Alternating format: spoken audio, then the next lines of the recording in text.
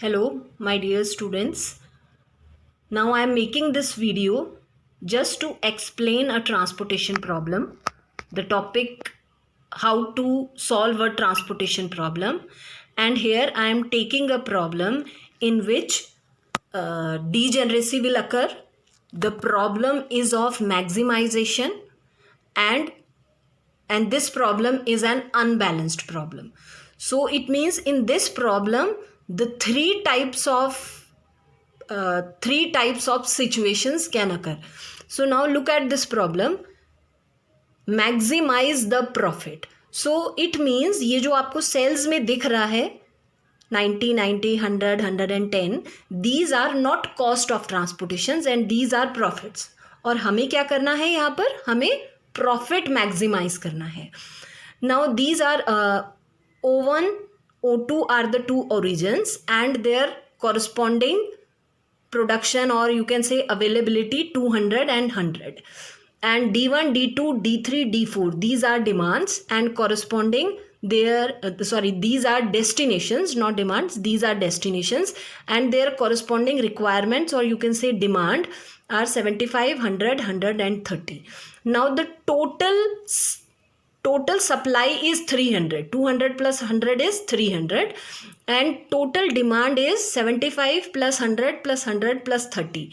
It is 305. So you can see यहाँ पर demand 305 है.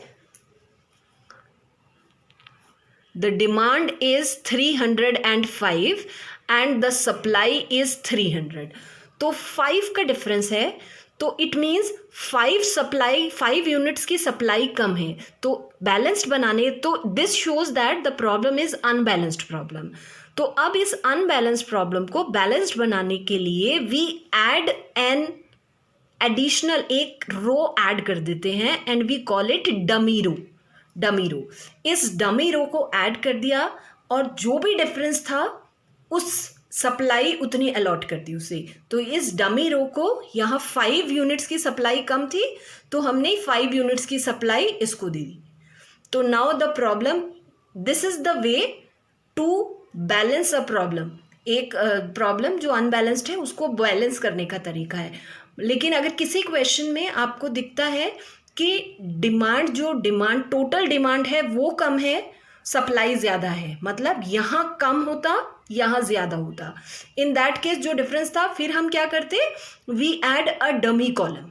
यहाँ हमने डमी रो ऐड की है, फिर हम डमी कॉलम एक ऐड करते and give the cost.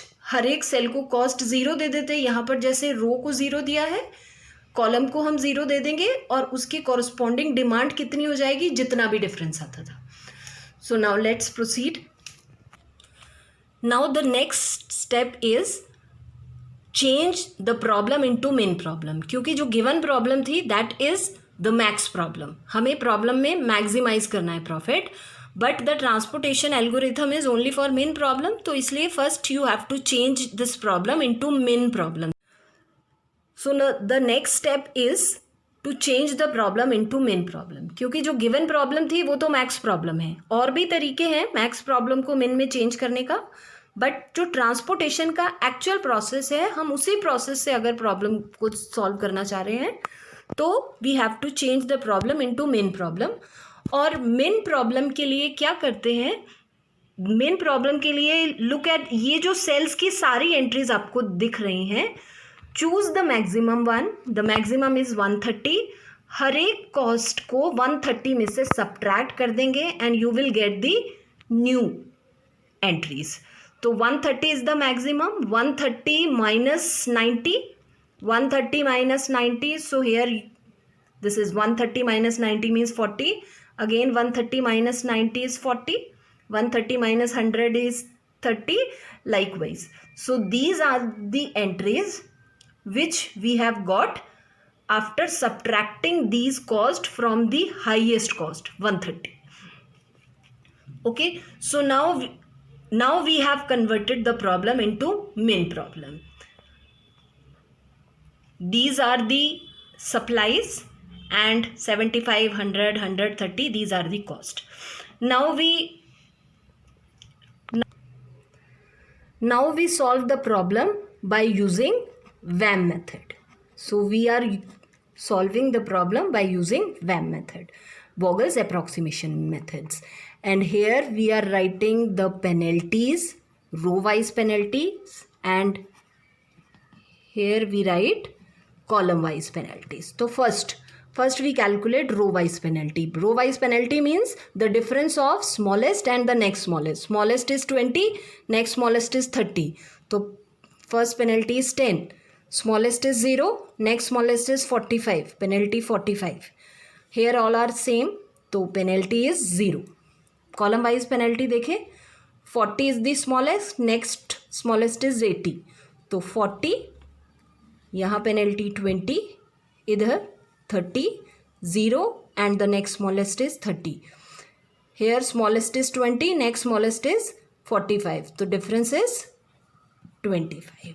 So here यहाँ these are the penalties at first stage. अब यहाँ पर मैक्सिमम पेनल्टी क्या दिख रही है आप लोगों को? मैक्सिमम पेनल्टी इज 45 मिली है पेनल्टी सेकेंड रो की, तो इट मीन्स फर्स्ट एलोकेशन जाएगा सेकेंड रो को. सेकेंड रो की minimum cost, the second row की minimum cost mean 0. For this cell supply is 100 and demand is 100. तो 100 डिमांड पूरी हो गई. फर्स्ट सेकेंड रो आपने कैंसिल कर देंगे और थर्ड कॉलम कैंसिल, क्योंकि पूरा यहाँ डिमांड फुलफिल हो गई, जो प्रोडक्शन था सप्लाई थी वो सारी एग्जॉस्ट हो गई है. नेक्स्ट सेकेंड स्टेज की पेनल्टीज कैलकुलेट कर रहे हैं. Now we don't consider the third column and the second row. Now second stage की पेनल्टी, द मिनिमम किस में से देखना है? मिनिमम 40 और 20 में से. The minimum is 20, next minimum is 40, so their difference is 20. ये कैंसिल हो गया है तो पेनल्टीज की जगह डैश लगा देंगे. वापस से यहाँ 0, 40 एंड 130 का डिफरेंस इज 90. हेयर ऑल्सो 90, इन दोनों यहाँ पर डैश आ जाएगा एंड इधर डिफरेंस 120 एंड 130 का difference 110. Now at this second stage the maximum penalty is 110, और ये जो 110 पेनल्टी मिली है ये हमें लास्ट कॉलम से मिली है. तो ये जो 100, तो इट मीन्स जो नेक्स्ट एलोकेशन है वो इस लास्ट कॉलम के मिनिमम कॉस्ट को जाएगा. तो last column means this minimum cost का मतलब 20. तो नेक्स्ट एलोकेशन इस सेल को मिलेगा. फॉर दिस सेल जो सप्लाई है वो 200 है और डिमांड कितनी है? 30. तो it means 30 demand can be fulfilled. 200 में से 30 यूज़ हो गया, कितना बचा? 70. सो इस कॉलम को क्रॉस कर देंगे. Now we are left with only 2 columns and the 2 rows. Third stage की पेनल्टी लिखें. थर्ड स्टेज की पेनल्टी के लिए इट इज़ 0, क्योंकि 2 ही बचे हैं. 40 - 40 0, फिर डैश 130 - 130, फिर से 0 एंड कॉलम वाइज पेनल्टी निकाले 90 dash dash. So now third stage की पेनल्टी में what is the maximum penalty? Maximum penalty is 90, और 90 कहाँ? 2 जगह आ रहा है 90 आपकी. तो नाउ इट्स योर चॉइस, आप इसको भी ले सकते हैं, आप इसको भी ले सकते हैं. तो if I choose the first one, you can choose the second one also. So अगर हम फर्स्ट वन को देखें तो first one means first column. So next allocation first column की मिनिमम कॉस्ट को मिलेगा, मिनिमम कॉस्ट वाला cell. So minimum cost is 40. तो नेक्स्ट एलोकेशन इस सेल को जाएगी. For this cell 170 is the supply and 75 demand है. तो 75 डिमांड कैन बी फुलफिल्ड. ये कॉलम क्रॉस हो जाएगा क्योंकि पूरी डिमांड फुलफिल हो गई है. और 170 में से 75 दे दिया, कितना बच गया? 95 units. Right. Now we are left with only 1 row. अब आगे पेनल्टीज कैलकुलेट करने की ज़रूरत नहीं है, आप डायरेक्ट देख सकते हैं.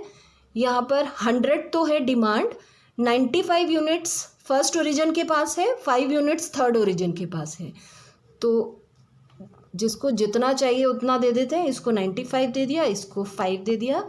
नाउ यू कैन सी कि हमारी बैलेंस थी प्रॉब्लम, तो जितना कुछ प्रोडक्शन था, जितनी सप्लाई थी, सारी सप्लाई सबको मिल गई है जिसको जितना चाहिए था, राइट। तो अब हमारे पास अब इस अभी तक, so this at this stage you have got the initial basic feasible solution. और अब हम इस इनिशियल बेसिक फिजिबल सॉल्यूशन को neat and clean next table में लिख रहे हैं। So these are the cost 40, 30, 20, 80, 60, 0, 45, 130, 130, 130 and 130। Jin Jin sales को एलोकेशन मिला है वो एलोकेशंस भी लिख देंगे। 75, 95, 30, 100 एंड 5। और these are called occupied cells. Occupied cells हैं, उनको थोड़ा सा हाईलाइट कर देते हैं डॉट्स लगा के। So these are the occupied cell. Now you at every stage, जैसे ही जिस भी स्टेज में आपको सॉल्यूशन मिलता है, हर स्टेज पे हम चेक करते हैं कि number of basic cells sufficient है या नहीं। नंबर ऑफ बेसिक सेल्स कितने होने चाहिए? नंबर ऑफ बेसिक सेल्स आपके पास m+n-1 होने चाहिए, number of basic cells, right. अब m+n, m means number of rows, n means number of columns. Here you have 3 rows and 4 columns, तो 3 + 4 - 1, it means we need 6 basic cells. अब यहाँ पर basic cells means occupied cells. तो here you can count कि basic cells कितने हैं, 1, 2, 3, 4, 5। We have 5 basic sales और हमें कितने चाहिए? 6 होने चाहिए। तो इट मीन्स एक बेसिक सेल कम है। तो जब इस तरह का नंबर ऑफ बेसिक सेल्स पूरे नहीं होते हैं, अभी तो एक कम है, ऐसी किसी प्रॉब्लम में हो सकता है कि 2 बेसिक सेल्स कम हो। तो अगर नंबर ऑफ बेसिक सेल्स कम होते हैं, then we say there is a degeneracy in the problem. तो इस स्टेज पर हम कह सकते हैं प्रॉब्लम क्वेश्चन में डीजेनरेसी आ गई है प्रॉब्लम में। तो उस डीजेनरेसी का मतलब नंबर ऑफ बेसिक सेल्स हमारे पास पूरे नहीं हैं, कम हैं, ज़्यादा नहीं होंगे, हमेशा या तो जितना चाहिए उतने होंगे या फिर उससे कम होंगे। तो अब यहाँ पर एक सेल कम है बेसिक सेल, तो अब किसी एक को, जो अनऑक्यूपाइड सेल्स हैं, अनऑक्यूपाइड मीन्स जो खाली पड़े हैं सेल्स जिनमें डॉट नहीं लगा हुआ है, उनमें से किसी एक को बेसिक बनाएंगे। और किसको बेसिक बनाते हैं? उस सेल को जिसकी कॉस्ट मिनिमम हो। तो मिनिमम कॉस्ट का सेल कौन सा है? दिस 30। तो इट मीन्स हम इसको बेसिक बना देंगे and we give the allocation epsilon. Epsilon we treat epsilon as 0. अब epsilon को ये समझ सकते हैं very very very very small positive quantity, या positive भी मत करो, very very small quantity, but it is not negative. तो it is almost close to 0. तो now you have sufficient number of basic cells. अब हो गए आपके पास पूरे 6. Now we need to check whether the solution is optimal or not. क्योंकि हमें minimum चाहिए। अब हमें ये चेक करना पड़ेगा कि ये जो सोल्यूशन मिला है वो मिनिमम है या नहीं। सो उसके लिए we need to check the optimality condition. Optimality condition के लिए हमें UI और VJs कैलकुलेट करने होते हैं। UIs और VJs, so you have V1, V2, V3, V4, मतलब आपके पास VJs आपको 4 चाहिए हैं और UIs आपको 3 चाहिए। तो इन 3 + 4 7 है, कहीं एक से भी शुरू करो, हम यहाँ इधर से स्टार्ट करते हैं। So U1 is 0। और ध्यान रहे for basic sales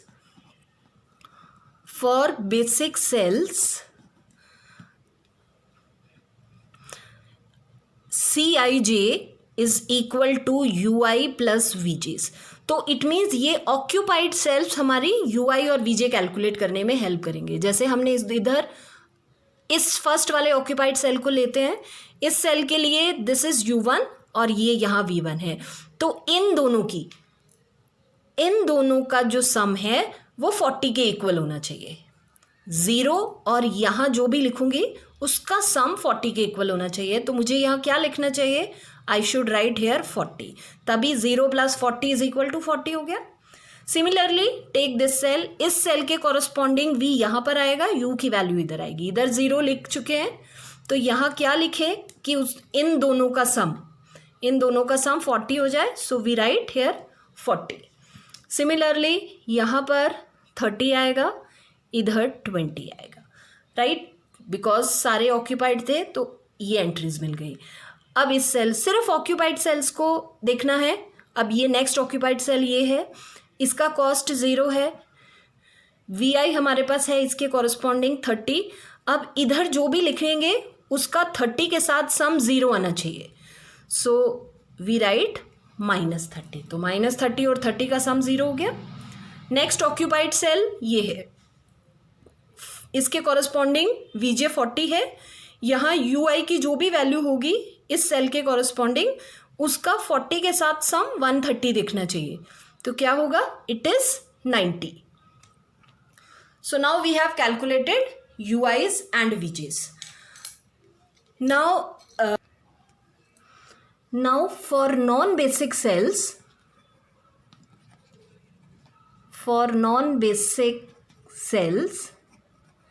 we calculate DIJs. And how to calculate DIJs? CIJ minus UI plus VJ. Let's see. जैसे यहाँ पर this is non basic cells, it means अब हम उन सेल्स की बात कर रहे हैं जिनमें डॉट नहीं लगा है. जैसे this is the non basic cell, ये नॉन बेसिक सेल लेंगे. अब इसके लिए DIJ लिखेंगे और DIJ की पोजीशन यहाँ जस्ट ऊपर में DIJs लिखेंगे. और DIJs कैसे होंगे, CIJ में से उनके कॉरस्पॉन्डिंग जो UI VJ है उन दोनों का सम माइनस कर देंगे. तो CIJ तो हुआ 80 और इसके कॉरस्पॉन्डिंग VJ 40 है और UI -30. तो 80 में से 40 और -30 का सम माइनस कर दो. तो 40 प्लस -30 मीन्स +10 और उस 10 को 80 में से माइनस कर देंगे. So here we write 70.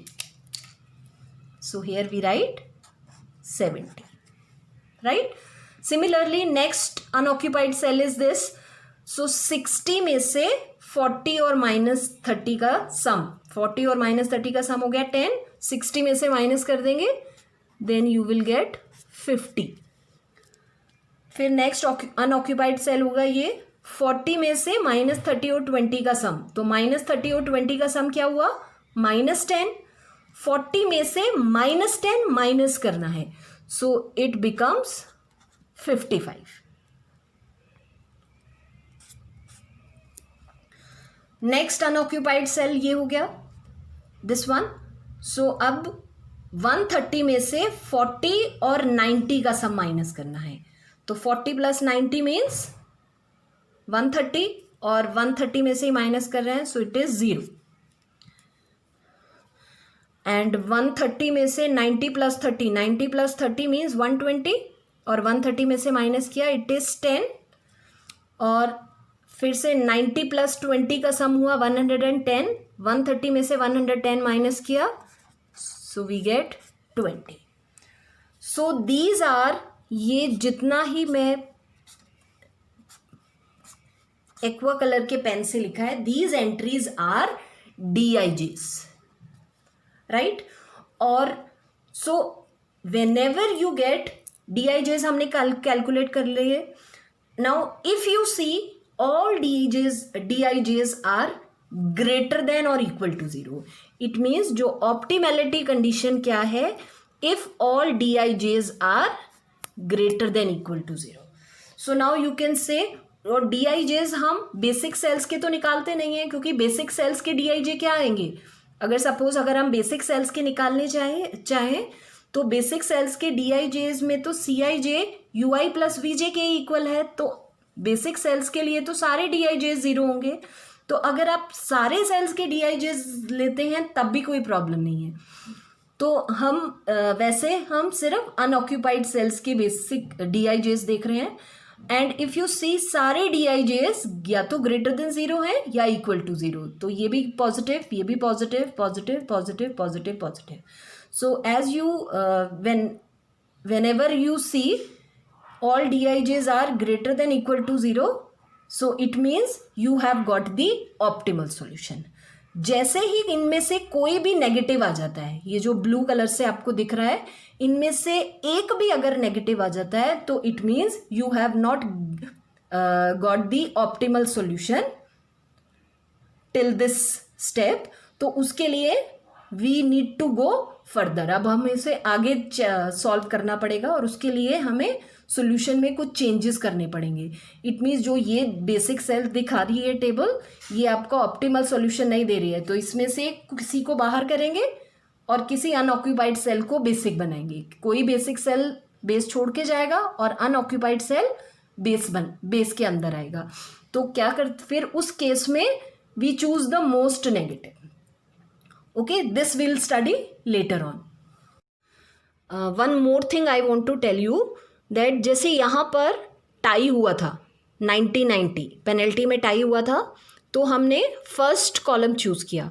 If you choose second column तो सेल्स की एलोकेशन डेफिनेटली अलग अलग हो सकती है, बट लास्ट में जब आपका मिनिमम ट्रांसपोर्टेशन कॉस्ट आएगी वो क्या होगी, वो हमारी हमेशा सेम। मतलब ये जो ऑप्टिमल सॉल्यूशन है, यहाँ से मिनिमम कॉस्ट ऑफ ट्रांसपोर्टेशन कैसे निकालेंगे, मिनिमम कॉस्ट के लिए फर्स्ट सेल को एलोकेशन 75 मिला है। एंड वन मोर थिंग कि ये जो 40 है, अब मिनिमम, अब कॉस्ट ऑफ ट्रांसपोर्टेशन तो है नहीं, यहाँ पर प्रॉफिट है, तो 75 को जो यहाँ एक्चुअल एंट्री थी, actual entry means this is the main question. तो इस सेल की जगह एक्चुअल एंट्री यहाँ पर 90 थी, सो 90 वॉज द प्रॉफिट।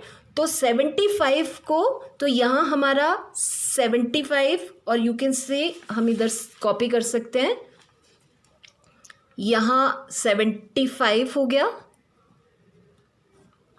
इधर 95, यहाँ एप्सिलॉन है, एप्सिलॉन का मतलब 0, कुछ भी नहीं है।